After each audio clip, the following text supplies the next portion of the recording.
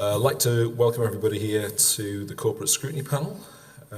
Okay, membership of the committee. Anybody here as substitutes? No.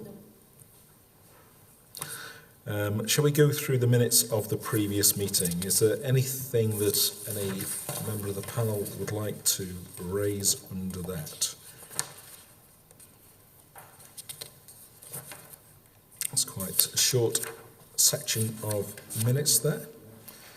Okay. Does any member have any interests to declare? Okay. Admission of the public? Yeah. So I propose that everything is taken in public, because that's okay. If there are masses of people outside with deputations and petitions? No. Okay. Financial monitoring and budget preparation. Are you going to speak to this, Eamon? Are there things that you'd like to raise in front of us and on those? Okay, over to you. Yes. Ooh.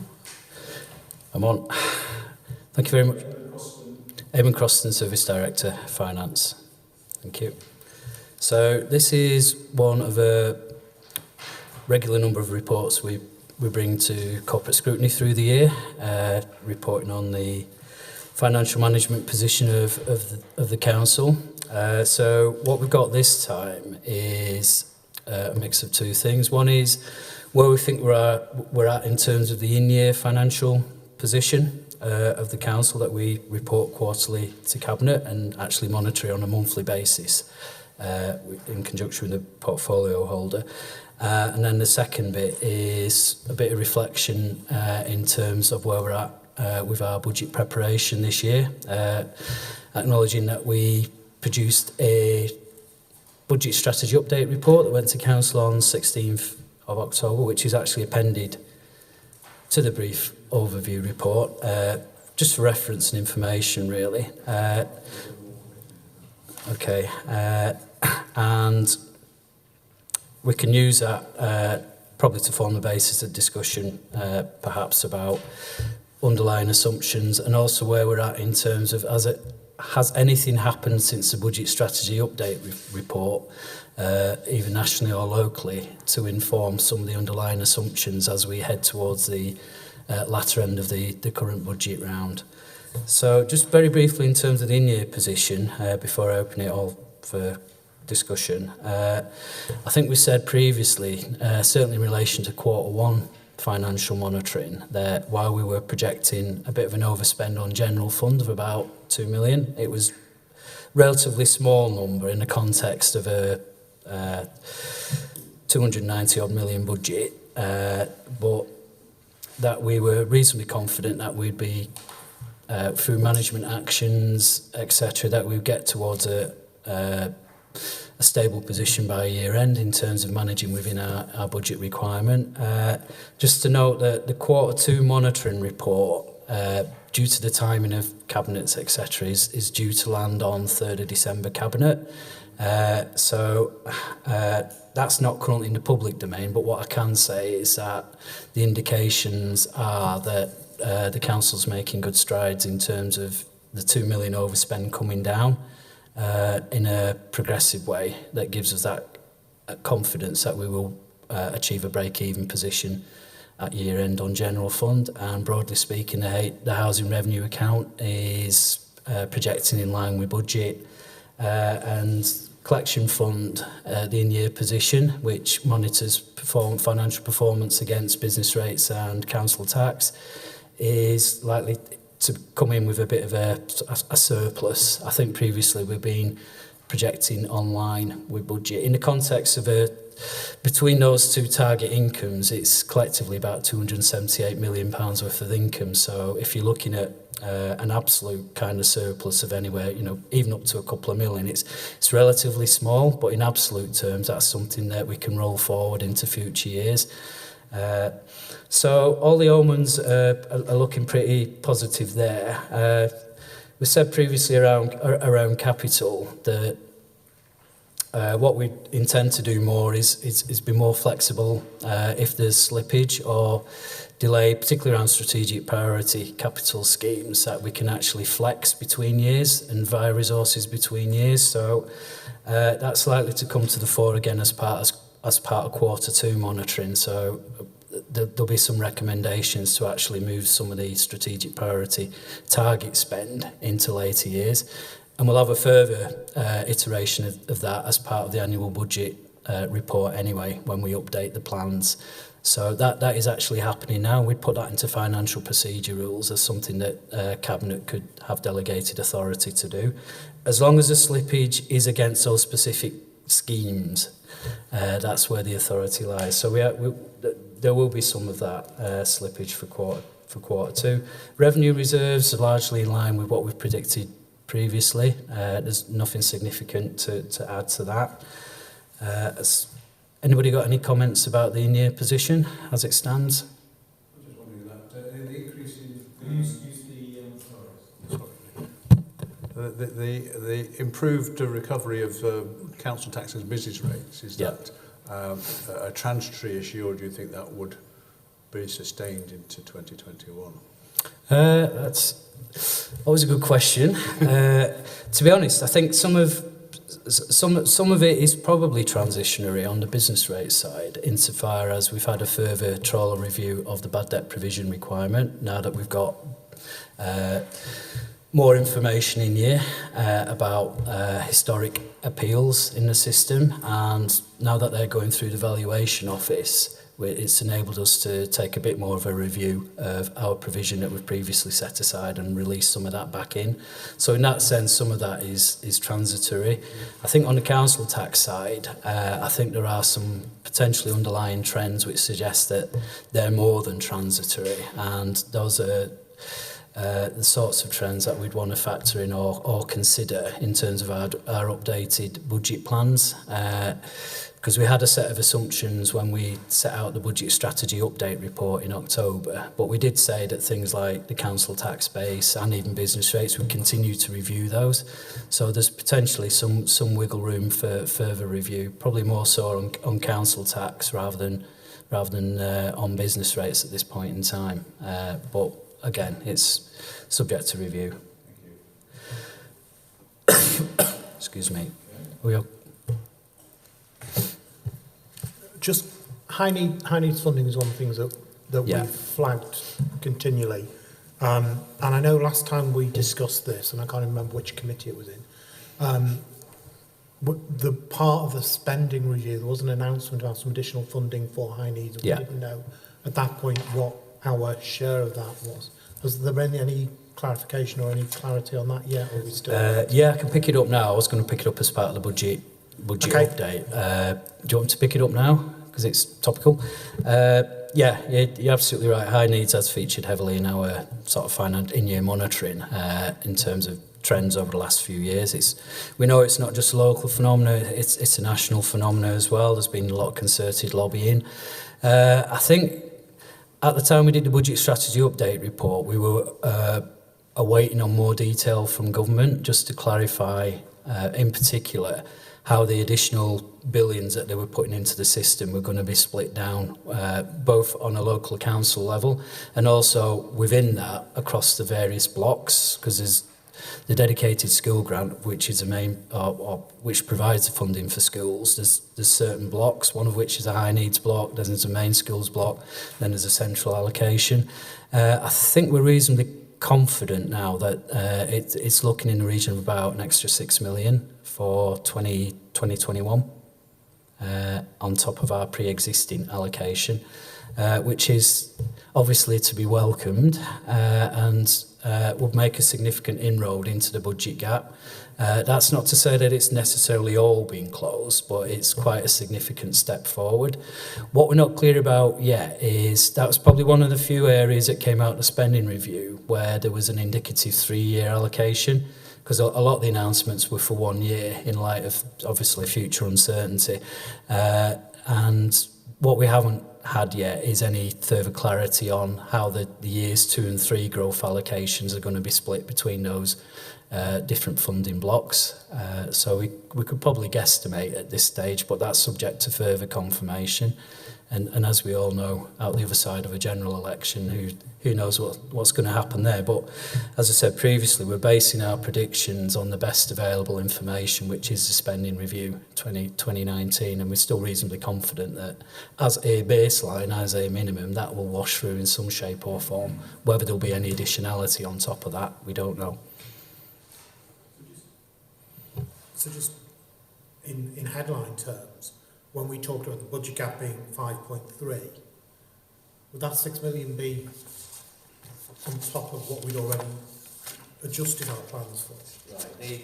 Right, the 5.3, which we'll come on to in a minute in terms of the budget strategy update report. So when we rebased our funding and spend assumptions which is effectively our financial planning framework, which was set out for October Council, that would form the basis of budget proposals coming forward. The high needs spending allocation is kind of a side of that, because the dedicated schools grant funding comes through a specific grant funding allocation and it's distributed out. What we've had in previous years is that the funding allocation we've received hasn't been enough to cover our costs and the high needs. So in 17-18 and 18-19, we effectively wrote off the difference through general fund reserves. One of the things that government's announced recently is a specific dedicated schools grant consultation, which is out there. And what government's proposing is that from 1920 onwards, any overspends or deficits on the dedicated schools grants funding, i.e. if we spend more than what's been allocated to support those various school blocks, including high needs, that in the first instance, the default is that councils would roll that forward through the DSG account, so effectively hold that on the balance sheet as a deficit rolled forward. That's the proposal, and the proposal is therefore saying as well by default that councils would not be able to, by default, use some of their general fund resources to offset that in the first instance, only by exception through specific application through the Secretary of State to enable them to do that. And that effectively you'd need to claw back that deficit over time through future DSG income streams. As I say, that's out to consultation at the moment, and if I'm being honest, I think it's a little bit unclear in terms of some of government's wording as to exactly under what circumstances the Secretary of State would allow councils to use general fund reserves and on what circumstances they wouldn't. We'll get better information on the outcome of the consultation. I think the closing date is the end of this week. So that's obviously might impact tactically in terms of how we might think about managing that through our budget process, and that's something we'll consider and propose as part of our sort of budget proposals for Cabinet and Council later in this budget round. I think partly it was an acknowledgement by certainly the Department for Education about the level of pressure on councils around the escalating deficits, and whether it's kind of an intermediate measure or to effectively park the issue while they work out a longer term funding solution. So it gives councils a bit of respite in the short to medium term. But I do know that Department for Education are also discussing with other government departments, Ministry of Health, Communities and Local Government and accounting professional body SITFA as well, about the accounting treatment for that and what it means as well in terms of things like auditor assessments in terms of financial health. If you've got accumulating deficits held on your council's balance sheet, we need to be clear that there's a longer term strategy in order to deal with that. So it's all in the mix at the moment. So, one thought I've had is I identified, and of which high needs is is one. I think it's absolutely right that we need to ensure that there are robust delivery plans and action plans, that there is a degree of transparency, and that gives a bit of assurance that things are being acted upon, monitored, reviewed and changed as appropriate. So I think that is something that will be, it's certainly be picked up as part of the annual budget report anyway, in terms of what we would expect to see underpinning those going forward. I think it might be worthwhile us as a scrutiny panel having that as a future agenda item to have a little bit more of a look at, because I know in the last couple of years when we were looking at transformation, we really struggled to get to that. So you could actually see that line of sight between here's what we're planning on saving, here's the initiative, here's the deadline it will be done by, and here's the performance indicators that shows it's on track. So I think that's a valuable thing to have as a future agenda item. Thank you. The other item that was brought up, and I'm not sure there was a recommendation attached to the peer challenge. They noted that, but they didn't put a recommendation in about it, did they, in terms of savings? Not specific. No. So the other item that they brought up was risk, and it was this whole thing about, you know, where do we allow risk within the organisation? Where is that buccaneering spirit? Who are the Captain Jack Sparrows of Kirklees Council? Who are these people who we allow to go and do things that may be a little bit risky, a bit outside the norm, setting sail into uncharted waters? So obviously there's that. We have a risk register, and and there's lots of risks everywhere. It's a scary place being in the council. Anything could go wrong at any particular time. So a bit of an observation on that. I mean, have you any thoughts really about how we actually allow space for risk and who we'd allow to be the risk takers and how we would do that? Just, I know it's a sort of very broad question, but you know, feel free. You know, it's just us in the room. Thank you for the pirate analogies. It's not National Pirate Day today, is it? No, okay.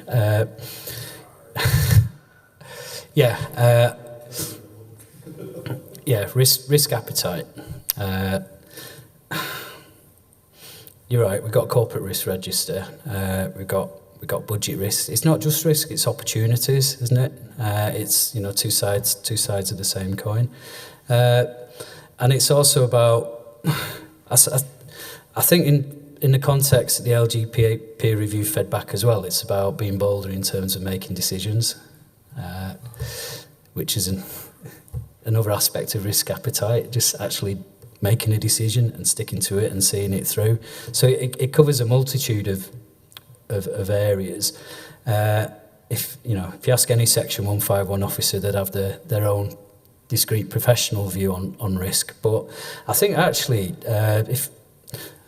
my personal observation in terms of what we've been attempting to do over the last sort of 18 months plus, there's probably some key areas where I think, as from an overall council, including member perspective, we have taken a bit more of a bolder view in terms of risk appetite. For example, remember the Property Investment Fund, which is about the council supporting key developments, strategic developments in town centres, and that in itself comes with risk, because usually when people are knocking on the council's door, and that's increasingly the case these days, to support various ventures, that's because potentially other financial institutions don't want to dip the toes, or not for the rates that the councils might be working with these companies to support. But we have got development finance set aside, which we are using in targeted areas, like with the New Street development, and we're looking at one or two others as well. And that, I think the actual amount that was set aside originally was 25 million, but we've also got funding set aside to support the HD1 development around the stadium as well. That's not to say there isn't an appropriate level of due diligence that goes on behind that, and there's a lot of that. But I think in terms of reflecting on even things like that, and we're not the only council that's dipping its toes in terms of development finance, but actually where we see it as it supports our priorities around regeneration and ambition, it's actually part of the reconfiguration of the high street offer and town centre offer, where it's appropriate, as going into these deals with our eyes wide open. I think that's one area where we are prepared to take a bit more of a managed risk. I think the issue sometimes is if you're not going in risk aware, and you haven't, as long as you've considered those risks in a transparent way and are still prepared, accepting that, well, fundamentally it's still about public funds, and that, getting best use of public funds and protecting those where we need to. That's probably one key example I'd cite where perhaps in the past there might not have been the same appetite. We had a bit of a discussion this morning at Corporate Governance and Audit Committee about treasury management. So even there, traditionally, our investment range has been very short-term, low interest rate, where we've got cash balances, but we've already put 5 million into a long-term local authority property fund managed through a fund manager called CCLA, and we're looking at a further 5 million tranche as well at the end of this month. It's all set out in our treasury management and investment strategies, which have been signed up to and approved at council. But again, even a couple of years ago, we might have been a bit reticent around some of this type of investment. But it's already shown this morning that our interest rate on those cash balances has now increased appreciably. But relatively speaking, a local authority property fund that's been around since 1974 and has got many, many stakeholders, public sector bodies and charities under its wing, it's not pushing the boat out too far, but it's a good place to invest where we've got spare cash over the longer term. So those are probably two areas. There's a whole stack of, areas around future capital plan intent. Excuse me, and looking at things like alternative service delivery models, and some of that will be coming back to Cabinet for further discussion fairly shortly as well. So those are probably some areas as well where we might be venturing or looking further afield than perhaps we have done previously. So I appreciate what the LGA peer review is saying around being, appetite and risk. But I would say that certainly, it's all relative, isn't it? From my experience, from where we were a few years ago, I think we have raised the bar. And sometimes it's quite subjective, as what people's appetite is for risk generally. Some people are more risk averse, some people are less risk averse. Again, we had a discussion this morning about prudential borrowing, and how risky is prudential borrowing, where you're making long-term commitments around loans to support significant expansion of capital investment. That in itself has opportunities and it also has risks, and it's a judgment call. And there is a framework that we look at, prudential framework, that provides some parameters. But again, that is a judgment call. Some people may want to borrow less, some people might be happy to borrow more. But again, it's what parameters of risk do we want to take within those sort of general sort of spectrum of what we could potentially borrow. But quickly, which is one of the things that occurs to me. I'm looking at this corporate risk register and the risk management action plan. That's every organisation should have one. And you've talked about opportunities, and I think that's entirely right. But I look at this and think, we have a corporate risk register. We don't have a corporate opportunities register. And so you think about these things and think, how far do our structures dictate our culture? And if our structures are such that our structure is a risk management is a risk register and a risk management plan. Our structure does not include a opportunities register or an opportunity management plan, and so if those structures don't exist, then you're not going to create a different culture, a different way of doing it. That's an observation. Do you want to observe? Have any observations on my observation? my observation and your observation would be that, yeah, we codify risk. We don't codify opportunities necessarily in the same way. I mean, some of the risks that are probably set out, it's kind of implicit that there's another side of that in terms of opportunity as well. Again, just to repeat my earlier point around in terms of observation, particularly around some of the regen, when you're looking at regeneration and housing growth agenda, our approach, there are significant opportunities there when we're looking at things like inward investment, leveraging external funding. Maybe what we don't shout from the rooftops sometimes is the amount of funding that we're bidding into. Sometimes that's a double-edged sword, because if we don't get it, we can raise expectations, so we've got to manage that. But there is a lot of funding out there that we're bidding into at the moment, quite some significant pots. And maybe we don't separately list it or codify it in terms of opportunities. That might be something we might want to look at in terms of how we present some of the documentation. Yeah, I will bring. I think it might be something that to look at. Yeah. I think there could be a lot in that, because I accept there's some good things like the blueprint going on. There's some changes going on, and those are really positive things.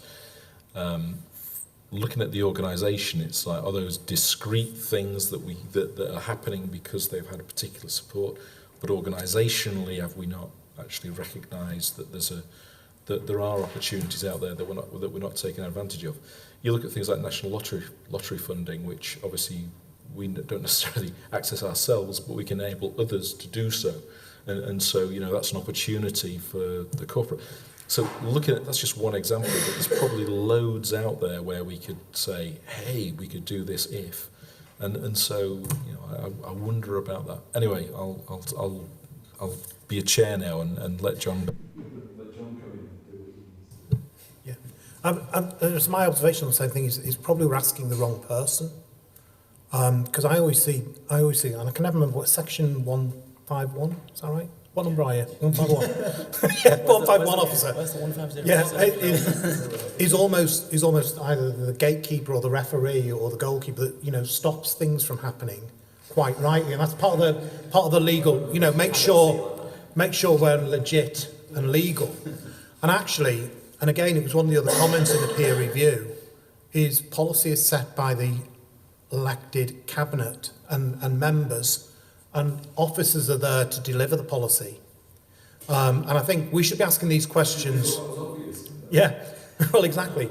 But we should be asking these questions about risk appetite and ambition and aspiration and opportunities of the cabinet, not of the officers who are there to implement the policy that the cabinet put in place. I think you're absolutely right, Andrew. I just think we're asking the wrong person. I think, it's a difficult one for him to answer, really, because it's really down to what is the ambition of the cabinet.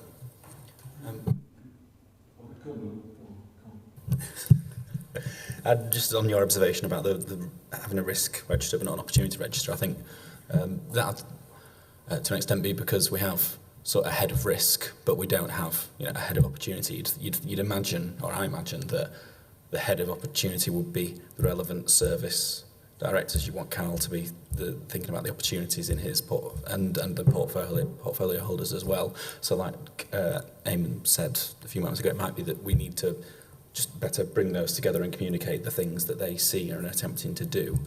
And maybe it's just an issue of codifying them and communicating them better rather than them not existing.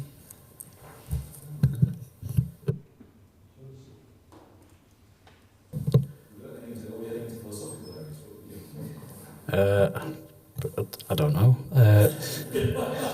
I mean, it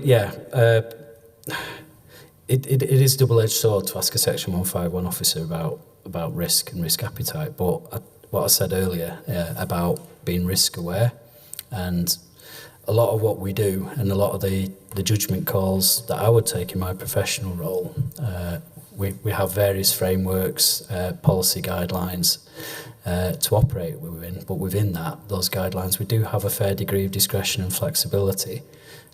So that there is a judgment call. I have to make a statement as part of the annual budget. It's a positive assurance statement about the robustness of budget estimates, adequacy of reserves, and implicit within that as well is around things like risk appetite.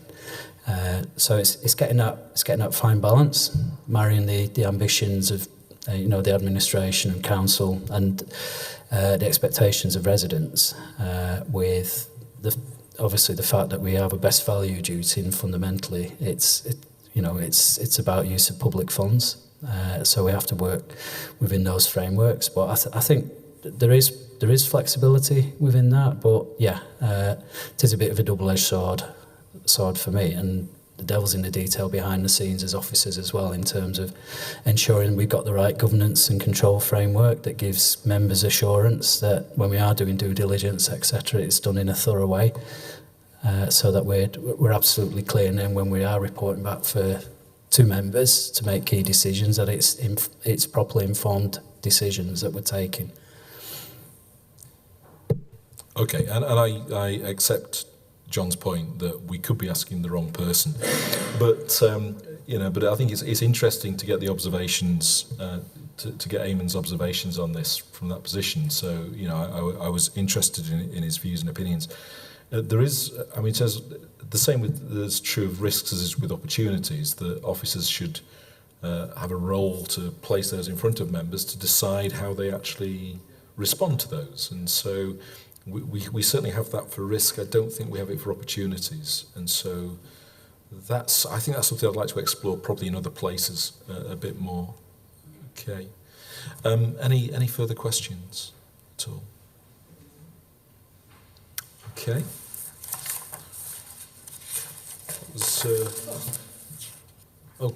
Carry on. Sorry, yeah, carrying on, yeah. You've more to say? That was part one, although we strayed heavily into part two.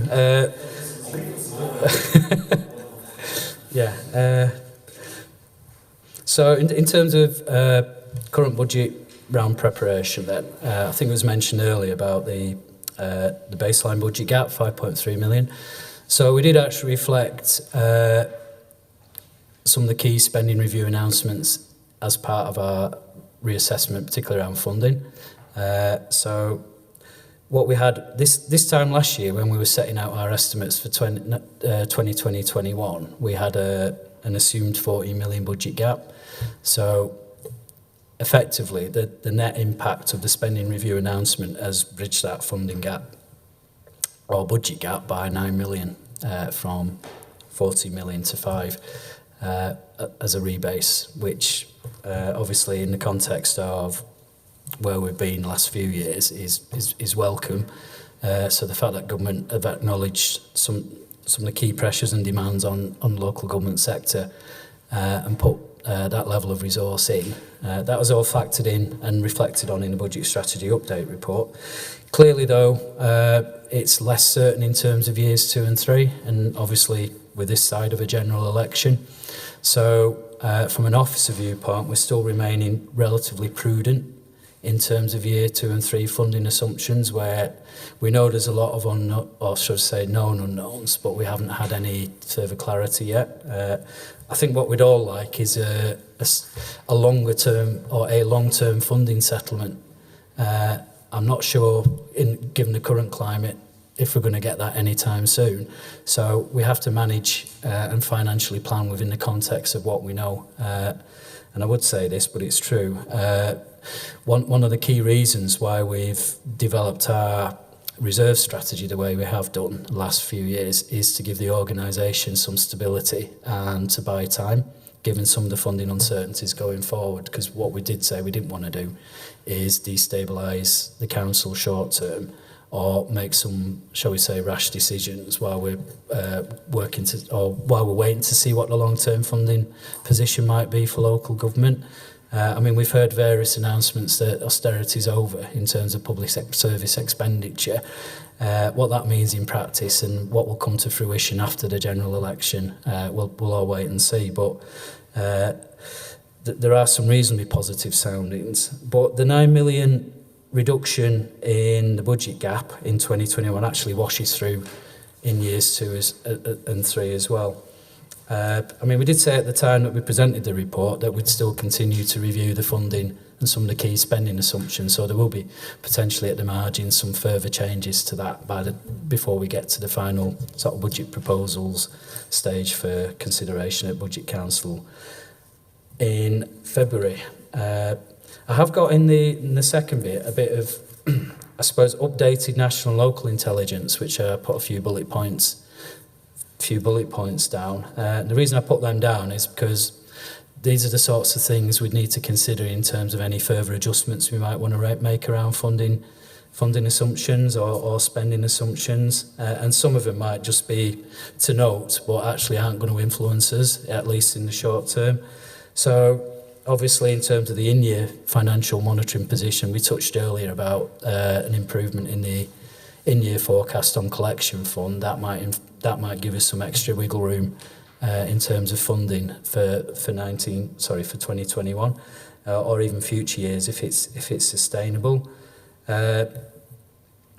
Potentially the national living wage uplift, the year-on-year increase might be accelerated. Again, we had a bit of a discussion at Corporate Governance and Audit Committee about that in terms of the risk management, but clearly that has an impact in terms of where we want to prioritise our spending plans, particularly in terms of contracted services for social services. Most of our services are contracted out, things like nursing, residential, home care and the like. So we'd obviously need to take that into account to ensure that what we're passing on to providers so that they can continue to operate is appropriate. And obviously they've got a statutory duty to apply the national living wage uplift. I think the age, there's a higher rate, isn't it? Well, the national living wage is 25 and over, or is it over? So potentially that could be coming down to 21. So that may or may not make a difference at the margins as well. So those are the sorts of things that we need to factor in. In terms of the general election announcement on the 12th of December, and what might happen post that. I think I said previously that we're still reasonably confident that as a baseline, the spending review will hold and wash through. Whether or not there's more or additionality on top of that, that's up for discussion.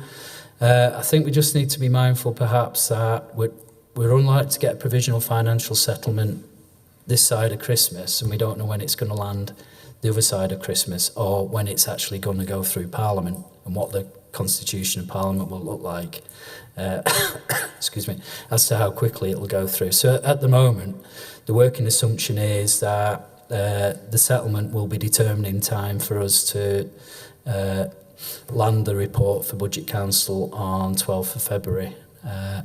But conceivably, we might have to, if things change, review that.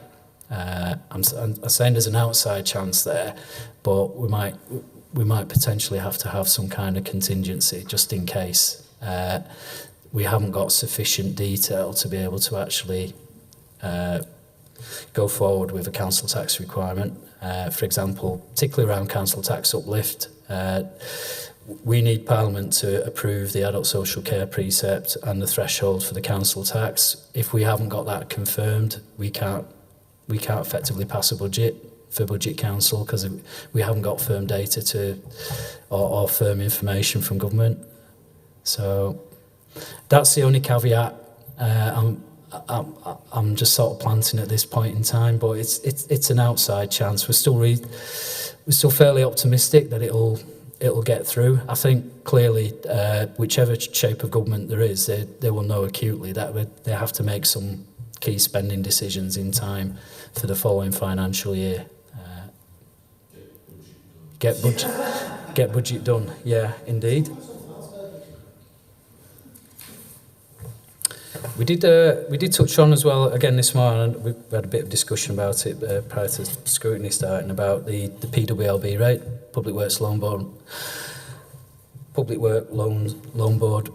rate that that's available for local authorities to borrow from. It gone up overnight by 1% on 9th of October. So that's that's caused I suppose a bit of consternation across local government in terms of what does that mean, what's the knock-on effect in terms of future borrowing, because we're probably in the same position to a number of councils, quite a few councils, in terms of borrowing intent going forward, and that is partly a lot of it's predicated on continuing low borrowing rates. So part of our Corporate Governance and Audit Committee discussion around the half-yearly review of Treasury Management was, well, actually there are alternative funding sources out there. So in terms of council and taxpayers getting best bang for your buck, there are cheaper alternatives to PWLB rates now. So at such times as we are looking for longer term borrowing, that's effectively borrowing we might take out above 12 months, then we will be looking at other products on the market to get the cheapest possible rates at least risk. So that is it's added a dynamic, I think, across the council sector, but there are alternatives. I don't know if panel members have got any further questions in terms of budget preparation.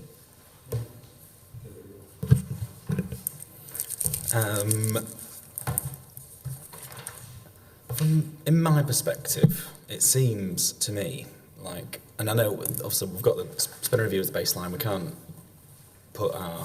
base our budget preparation on political pledges, particularly in an election, because they don't always come through, shock. And we've heard previously that austerity's over, and it hasn't been. But it seems to me like the Conservatives have relaxed their fiscal rules even more than they had done previously. And obviously Labour's pledging quite an expansion fiscally.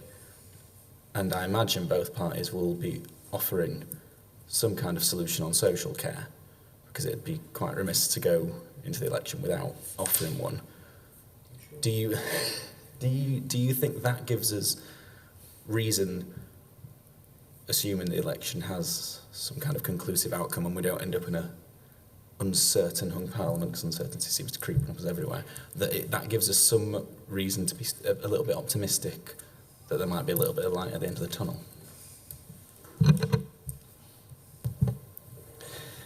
I did say earlier that as Section 151 officer, I'm a bit double-edged, so I'm going to give two parts to that response.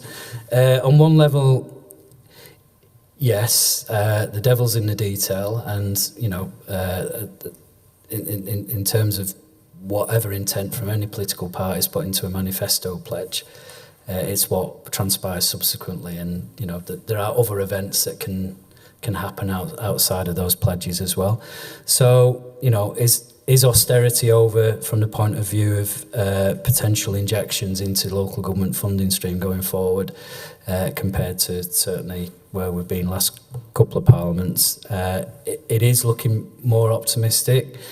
There are significant caveats against that. When you look at the situation around Brexit, that's incredibly uncertain, and whatever transition period and whatever might fall out beyond that, while you've got that period of uncertainty and fuzziness, there's potential knock-on impacts.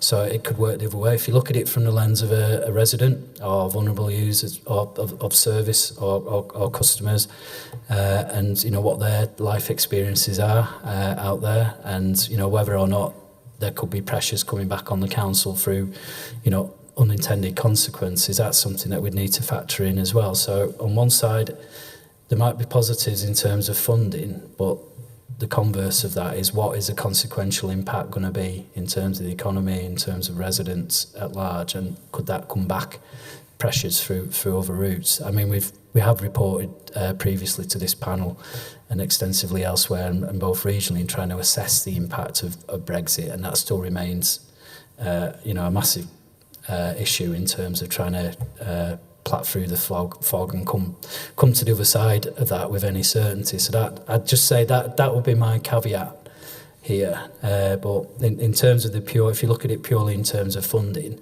and what may be available, and looking at in terms of what came through from Spending Review 2019, then yeah, on one level it's more optimistic than not. But we would seriously love a long-term funding solution. and adult social care as well. The Green Paper's been delayed a number of times, and it's not just this. Being honest, it's not just this government. It's successive governments. Everybody's known it's coming in terms of population demographic, but as I go into press, it's been a difficult issue to actually resolve, and it will continue to be, because it will need quite a significant, I think, sea change and sort of national attitude and mindset change about what are we as a society in terms of, or what we're going to be in terms of supporting our most vulnerable, and also in terms of the funding side as well, because that's part of the same equation, isn't it? And are there alternatives to the current funding and means testing regime as well? Certainly for the English Parliament, because I know it's slightly different for Scottish and Welsh Parliaments, I think. Okay. So, move on. Yeah. Work programme 2019-20. Okay. Anything anybody wants to say about that? Are we happy with what we've got down there? We've obviously had the suggestion from Councillor Taylor. Yeah, which we can look at. Anything else?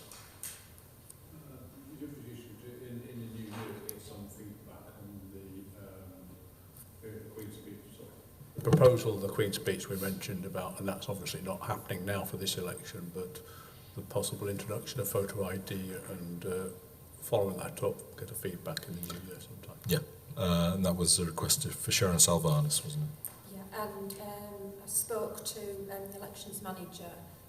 Obviously there isn't a lot of detail at this point. There's a number of pilots taking place. So we agreed that she would provide a briefing for Councillor Cooper once there is more information to go on, and then it will come forward to the due course. Great, thank you. Thank you very much. If you want to press your button.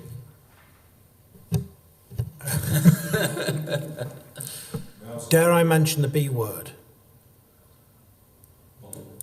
No. No, that's the Lib Dems slogan.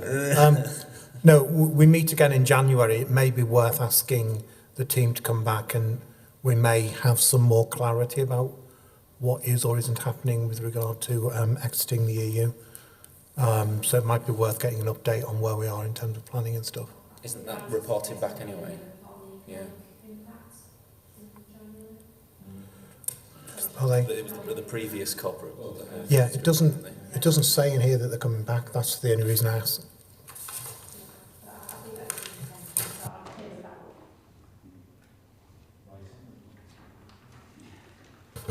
Okay, just to finish by saying, to remind members about the LGA session on commercialisation, next Thursday at 2 o'clock at Brian Jackson House. Unfortunately, I can't be there. So enjoy. Thank you very much. That ends the session.